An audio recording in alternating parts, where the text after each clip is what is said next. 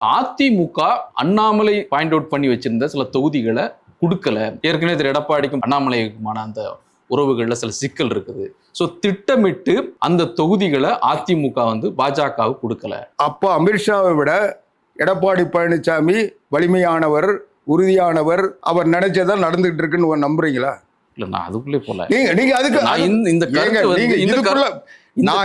நான் கேட்கறது சரி, ஒரு 2 தொகுதிகள் உங்களுடைய மொழியிலேயே சொல்றேன். எடப்பாடி பழனிசாமி அவர்கள் நினைச்சதை சாதிச்சாரு, அமித்ஷா விட்டு கொடுத்துட்டாரு, ஒத்துக்கிறீங்களா? இதில் நடந்தது உண்மைதான். நாங்க நடந்தது, எப்படி நடந்தது, ஏன் நடந்ததுன்றதுக்கு நான் ஆர்குமெண்ட் பண்ண வரல. அதுக்கான விவரம் சொல்றது எனக்கு விவரம் தெரியாது. நான் சொல்றது கேட்டுங்க. எனக்கு விவரம் தெரியாது நம்புறது.